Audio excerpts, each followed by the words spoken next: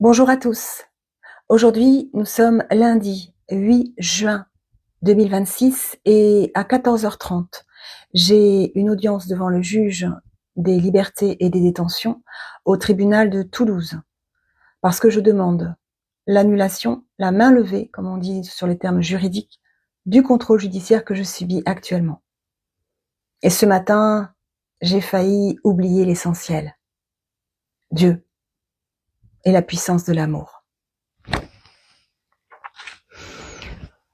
Hier, j'étais à la Marche Blanche pour Liana et j'ai vu un peuple en colère.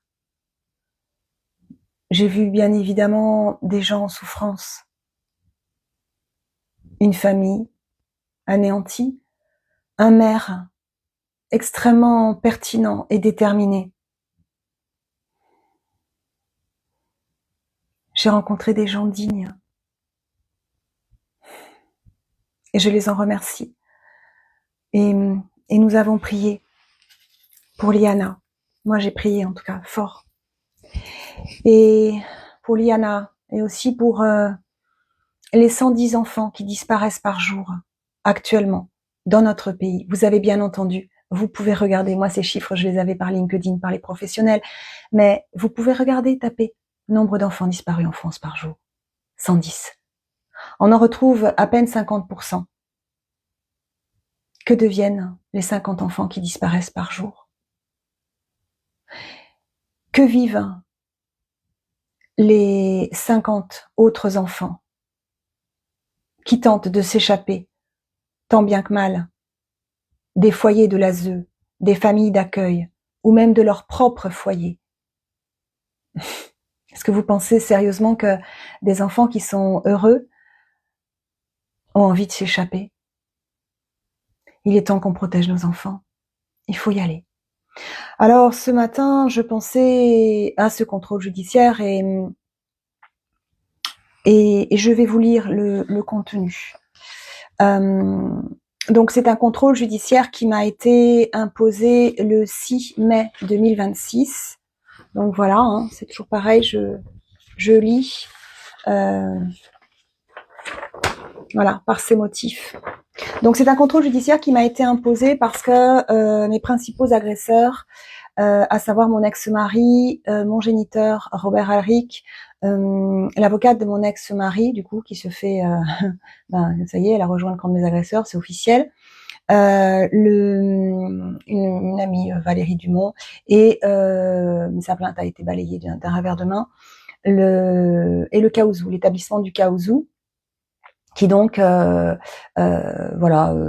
porte plainte contre moi pour divers calomnies, diffamations, harcèlement. Et oui, et oui, et oui. Ces gens disent que je les harcèle parce que j'essaye d'avoir des nouvelles de mon fils.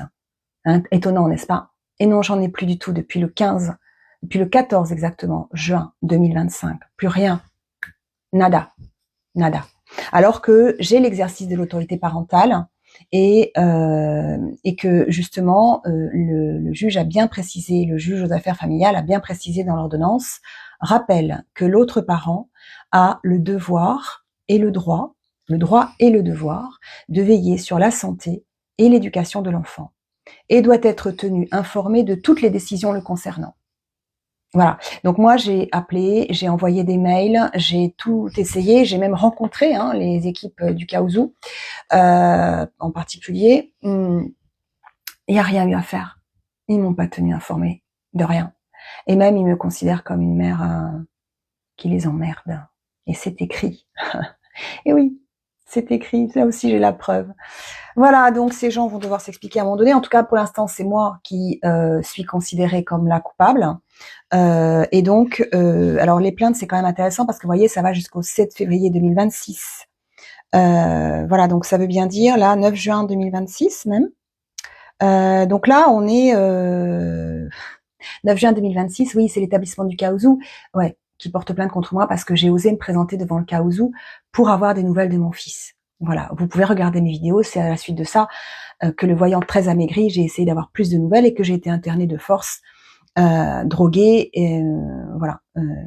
Donc à l'établissement Beaupuy, je vous en reparlerai, là aussi j'ai beaucoup à dire. Donc, eh bien, vous voyez que les plaintes sont quand même très récentes, n'est-ce pas? Voilà, donc, eh bien, alors c'est peut-être 9 juin 2025, pardon, j'arrive pas à lire là en fait. Non, c'est 2026, hein, 7 février 2026. Non, on est bien 2026. Enfin bref, donc eux, leurs plaintes sont toutes récentes et puis je pars tout de suite en garde à vue. Et moi, les miennes, vous avez vu, sont classées sans suite, je l'ai déjà expliqué. Je vous reparlerai aussi j'ai aussi fait des demandes d'ordonnance de protection qui ont été balayées d'un revers de main sous prétexte que c'est moi qui avais écrit le rapport.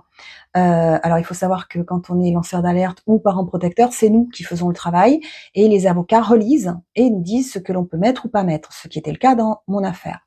Pour autant, je suis allée jusqu'en appel et en appel, en décembre 2025, en dépit de toute attente, eh bien, ils ont refusé l'ordonnance de protection pour moi et mes 2 enfants, ainsi que le signalement pour l'enfant Benoît Gallas, qui partage la vie de mon fils une semaine sur 2, puisque c'est le fils de la nouvelle compagne de mon ex-mari. Eh bien, ça a été balayé d'un revers de main. Alors, ils n'ont pas balayé le contrôle coercitif. Je pense que je les ai bien formés au passage. Le tribunal de Toulouse doit être bien informé maintenant sur le contrôle coercitif. Mais voilà, ils ont dit, bon non, c'est Madame Adric qui a fait le rapport, donc vous comprenez, ça vaut pas. Allez, ça vaut pas. Repars à la case départ, et puis les enfants, ils restent en danger, et puis la mère, ben aussi, puis on va l'interner à Yêtre. Voilà. Donc en tout cas, là, ce qui m'est demandé, c'est s'abstenir de recevoir ou rencontrer les victimes de l'infraction. Donc ils citent les noms. Voilà, donc Assouline, Isabelle, bonjour Arnaud, Robert Alric. C'est quand même rire, c'est quand même lui qui est venu m'agresser le 30 octobre 2025 à mon domicile. Donc vous avez les vidéos dans mes shorts. Et l'établissement du Caousou, ainsi que l'ensemble de son personnel. Voilà, donc je peux pas rentrer en contact avec ces gens, donc je ne sais pas ce que fait mon fils, je ne sais pas, là je sais qu'il va préparer le bac, donc ça va être encore le mois de juin où il va être complètement séquestré par son père comme l'année dernière, et je l'ai prouvé. Je sais pas ce qui est prévu pour l'année prochaine, je n'ai aucune information, et je ne peux pas en avoir parce que j'ai pas le droit de demander. S'abstenir de paraître au domicile des victimes, à Souline, voilà, donc c'est encore répété, bon bah là c'est plutôt mon père qui vient me voir, comme je vous l'ai expliqué. Se soumettre à des mesures d'examen, de traitement médical ou de soins, même sous le régime de l'hospitalisation, notamment en matière psychiatrique, et d'en justifier le jour de l'audience. C'est bien souligné et c'est bien en gras. Bon, là j'ai eu beau dire que j'étais suivie depuis des années par des psychiatres qui m'avaient sorti justement l'amnésie traumatique, ça n'a pas été entendu. Mais c'est là aussi que ça devient intéressant. Ne pas utiliser ou accéder aux services des plateformes en ligne YouTube, LinkedIn et TikTok. Alors, je n'ai jamais communiqué en direct sur TikTok. Le juge des libertés a estimé que j'avais utilisé YouTube et LinkedIn pour commettre les infractions. Je vous rappelle que je suis pour l'instant, j'ai la présomption d'innocence, n'est-ce pas? Et j'ai pas du tout été condamnée, puisque le procès aura lieu que le 28 octobre. En attendant, eh bien, je ne peux même plus regarder une vidéo sur YouTube et je ne peux pas regarder LinkedIn. Voilà. Et lorsque j'ai demandé à l'audience, est-ce que je peux au moins mettre un message pour prévenir les près de 6000 abonnés que j'ai sur LinkedIn et les 12 000 abonnés que j'ai sur YouTube pour les prévenir que je ne peux plus communiquer vers eux, le juge m'a répondu très fermement, non madame, si vous faites ça, vous allez en prison. Voilà. Donc au moindre écart, c'est ça un contrôle judiciaire, au moindre écart d'un contrôle judiciaire, eh bien, on va en prison. Alors ce matin, je partais dans ma plaidoirie, je préparais les documents, etc. dans ma tête, et puis je vous cache pas que je voulais ranger la maison parce que j'ai besoin que ça soit rangé tellement j'ai besoin que ça soit clair dans ma tête, et quand je suis active manuellement, en fait, les choses s'ordonnent dans ma tête. Voilà. Ça le fait pour beaucoup de personnes. Je vous donne la petite astuce. N'hésitez pas à faire des choses manuelles parce que pendant ce temps, votre cerveau travaille, lui. Et vous avez un disque dur qui travaille en permanence. Soyez pas soucieux. C'est pas parce que vous vous mettez devant le bureau, devant une page blanche, que vous allez avoir la réponse. Non, la réponse, elle viendra quand votre cerveau vous la donnera. Donc voilà, je partais sur ça. Et puis j'allais vous oublier, en fait. J'allais oublier l'essentiel. C'est vous. C'est pour vous que je suis là. c'est pour sauver tous nos enfants, c'est pour mes enfants aussi, donc mes enfants, je vous aime et je continue à me battre pour vous et croyez-moi, je vais gagner. Et puis j'ai oublié Dieu, j'ai oublié de prier. Alors, Dieu soit loué, un de mes amis m'a envoyé le psaume du jour et l'évangile du jour. Alors, je vais vous le lire. Je vais vous le lire. Les béatitudes. Voyant les foules, il gravit la montagne. Et quand il fut assis, ses disciples s'approchèrent de lui, et prenant la parole, il les enseignait en disant : Heureux les pauvres en esprit, car le royaume des cieux est à eux. Heureux les affligés, car ils seront consolés. Heureux les doux, car ils posséderont la terre. Heureux les affamés et assoiffés de la justice, car ils seront rassasiés. Heureux les miséricordieux, car ils obtiendront miséricorde. Heureux les cœurs purs, car ils verront Dieu. Heureux les artisans de paix, car ils seront appelés fils de Dieu. Heureux les persécutés pour la justice, car le royaume des cieux est à eux. Heureux êtes-vous quand on vous insultera, qu'on vous persécutera, et qu'on dira faussement contre vous toutes sortes d'infamies à cause de moi. Soyez dans la joie et l'allégresse, car votre récompense sera grande dans les cieux. C'est bien ainsi qu'on a persécuté les prophètes, vos devanciers. C'est l'évangile de Saint Matthieu 5, 3, 5, et évidemment c'est Jésus qui parle aux foules. Et puis ensuite j'ai une amie qui m'a appelée et je pensais pas pouvoir prendre son appel parce que j'avais pas le temps. Et en fait c'était important. Donc j'ai pris ce temps et c'était très beau. Et elle m'a fait un magnifique cadeau parce que cette amie est une survivante comme moi. Et elle m'a dit, tu sais Sophie, je me rends compte que ma mère était une mère désenfantée. Elle a été arrachée à sa mère par des juges et confiée voilà, à d'autres membres de sa famille qui étaient évidemment des tyrans, des barbares. Et elle avait 5 ans. Elle a retrouvé sa mère, elle était majeure. Et elle m'a remerciée parce qu'elle m'a dit que mes vidéos étaient de plus en plus claires et que ça allait aider beaucoup de personnes, qu'elle voyait elle-même la lumière et que la guérison arrivait. Et moi aussi, je sens la guérison arriver. J'arrive maintenant à sortir de mon domicile sans Lady. Avant, c'était pas possible, ça me faisait pleurer, rien que d'y penser. C'est l'état de stress post-traumatique sévère que je subis puisque je suis désenfantée et que je subis toutes ces violences. Alors après, j'ai prié en chantant et en remerciant Dieu, en lui demandant de m'excuser, de m'être un peu éloignée. J'avais oublié de le prier. Et en le remerciant pour tous les dons qu'il me fait. Parce que ce sont les anges ce matin qui m'ont remise sur le droit chemin. J'étais pas bien ce matin. Ce matin, j'étais en ébullition, je pensais à plein de choses en même temps, et le message des anges, c'était, mais est-ce que tu es vraiment sur le bon chemin si tu ne ressens pas la paix intérieure? Et c'est exactement ça.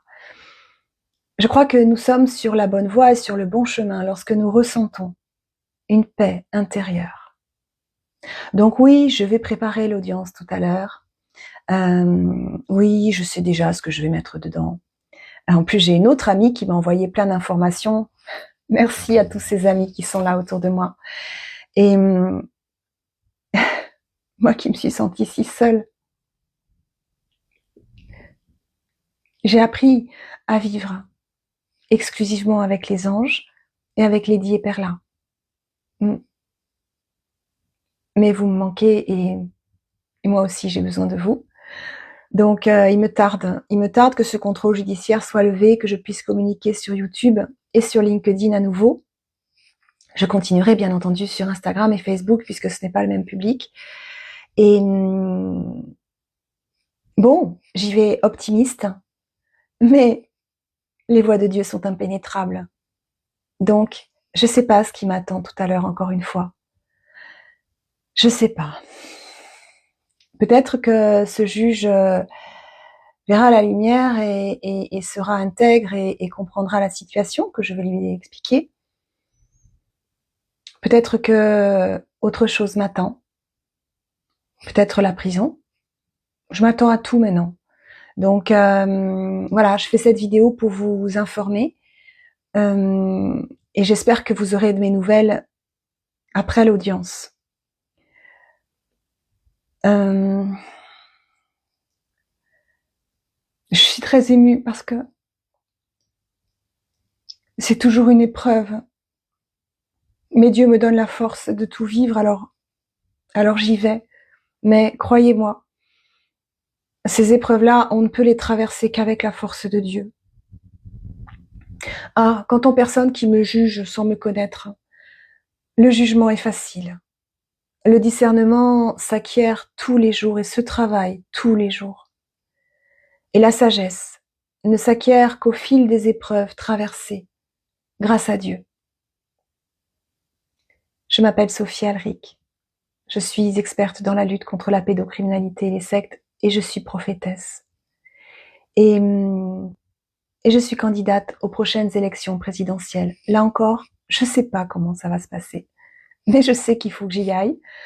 Les gens, je me pousse, donc j'ai plein d'idées, bien évidemment, et puis je sais très bien que vous, tous les lanceurs d'alerte et même le peuple français, vous savez, après la marche blanche pour Liana, j'ai pu discuter avec des personnes du Gers qui étaient là. Nous étions plus de 6000, je crois. Et des personnes qui ont l'âge d'être grand-mère s'insurgent et comprennent que ça y est, c'est l'État, c'est Macron et son gouvernement qui nous ont mis la tête dans l'eau. Et c'est à cause d'eux qu'il y a toutes ces permissions sur les violences, sur la pédocriminalité, etc. C'est à cause d'eux aussi qu'on a été vaccinés contre le Covid avec des vaccins dans lesquels on ne sait pas ce qu'il y a. Et je rends hommage ici à Christine Cotten, qui a mis fin à ses jours après avoir tant souffert parce qu'elle a porté plainte et elle a révélé les faits.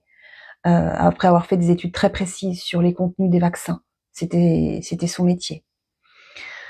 Notamment Pfizer. Et voilà, donc les gens, le peuple commence à comprendre, et moi je sais que c'est le peuple qui va nous sauver. C'est le peuple qui va sauver la France. Et je suis fière de vous. Et j'ai confiance en vous. Et je sais qu'on pourra mettre en place un système, je pense que la République, bon, il va falloir un peu oublier parce que c'est les francs-maçons qui l'ont mise en place, mais la démocratie, oui. Et je pense que les institutions, il y a plein de bonnes choses que l'on peut garder. Donc il n'y a pas besoin de faire une révolution, il n'y a pas besoin non, il faut juste mettre à terre cette secte en portant plainte pour crimes contre l'humanité. Contre les membres de cette secte, et c'est ce qui est fait dans le cadre de ma plainte, puisque moi c'est une plainte pour harcèlement collectif dans le cadre d'une secte pédocriminelle, mais je peux vous garantir que les griefs sont tels que si un procureur, un juge d'instruction se penche vraiment dessus, et ça va arriver, eh bien il va facilement remonter à crime contre l'humanité, remonter jusqu'à Macron avec toutes nos autres affaires. Ça va bien se passer. Ça va bien se passer. Je sais pas encore une fois exactement comment, mais je sais que ça va bien se passer. J'ai une confiance absolue en Dieu. Dieu n'est rien d'autre que l'amour. On peut bien l'appeler comme on veut, l'univers, la source, la nature, Allah, Bouddha, Yahvé, mon Père. Dieu est amour. Et cette force d'amour nous fait déplacer des montagnes. N'oubliez pas, la lumière arrive et le temps des justes, c'est maintenant. À très vite.